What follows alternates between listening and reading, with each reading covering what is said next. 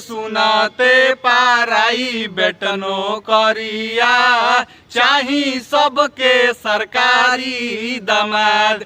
अरे नौकरी के भर्ती निकालिए मोदी चाचा ढेरे लइका बड़े बेरोजगार।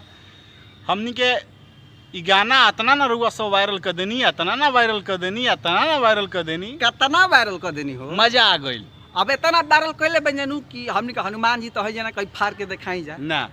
तो यही खुशी में रुआ सबके एगो चीज दिखाओ तनी जा, दिखा दिया हमनी के संगे अभी हमनी के चॉकलेटी स्टार आई जा दिखाइए देते जा भैया। प्रणाम, हमें अरविंद अकेला कल्लू और ये गाना जो अभी भैया लोग गावत रहा लोग, सही बात बा कि ये लोग सच गोले बा लोग, तबे इतना वायरल होता। और भोजपुरी में तो कुछ होला तो लोग गाना बना दिला, ये तो इतना हिट मैटर बा। तो सबसे पहले बहुत बहुत धन्यवाद आप लोग के कि सारा युवा लोग के दर्द आप लोग अपना अंदाज में गौनी। इस सरकार तक भी हमारा बुझाता कि अब कुछ दिन में पहुँच जाए। तो हमारा बुझाता कि युवा लोग के गाना सारा युवा लोग के इतना प्यार मिलता है, इतना आशीर्वाद मिलता। वही गाना के हमनी के अपना अंदाज में अन्नपूर्णा फिल्म से लेके आवत हैं और उम्मीद बा कि आप लोग हमनी के जोन गौले रहनी है, जब मुहिम रहला वो मुहिम के ही तहत उहे गाना गौले बनी ना कि एने ओने नहीं खे, एकदम बहुत सुंदर तरीका से गौले बनी, बहुत मजा आई। और बाबा देखी जा जैसे कहीं नहीं जा वायरल नू वैसे ही करे के बाद छा जाएगा। हम बाद में कोनो एक्सक्यूज सुनब ना तो नाराज हो जाएंगे।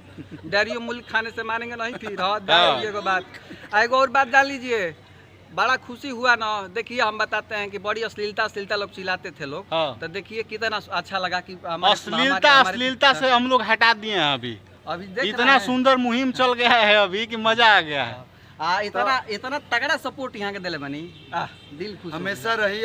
जब जब आप लोग अच्छा मैटर गायब लोग, युवा के दर्द गायब लोग, तो एगो गायक की ये फर्ज होला, गायक होके चाहे नेता होके, कि जौन दर्द पब्लिक के बा जौन दर्शक के बा वो हमनी के अपना अंदाज से अपना हिसाब से गाई जा। और दर्शक के साथ साथ सरकार तक भी हमनी के बात पहुँचे। हर गाना एंटरटेनिंग खातिर होकबे करला, एंटरटेन बानू ब्यास करे जब काह ले बड़ा दे देब त हम जी अब कैसे ही से रखले बा। लेकिन हमहू एक लाइन गावल चाहब भैया लोग के संदर्भ में बा कि सुना सुना ए मोदिया चाचा सुना, ahoy लई कन के दर्द तानी सुना, सब चाहतावे सरकारी दामाद तो प्राइवेट का करे। तो कृपा करिए बाबा, गहूँ चाउर सस्ता कहनी, लेकिन अब लइकन के बेरोजगार जो लइका बस उन्हीं के रोजगार दी। ऐसे ही आप लोग प्यार आशीर्वाद है दोनों भाई लोग के MBS फिल्म के भी दी, एकदम गड़गड़ा के ऐसे प्यार दी कि एगो बक्सर जिला के शान रहे के हमने के बक्सर जिला वाला ना है जा, लोग बक्सर के हलो, लेकिन वो लोग के बिहार के आवाज़ बने बन लो, यूपी झारखंड के आवाज़ बने बन लो, पूरा भोजपुरी के आवाज़ बने लो।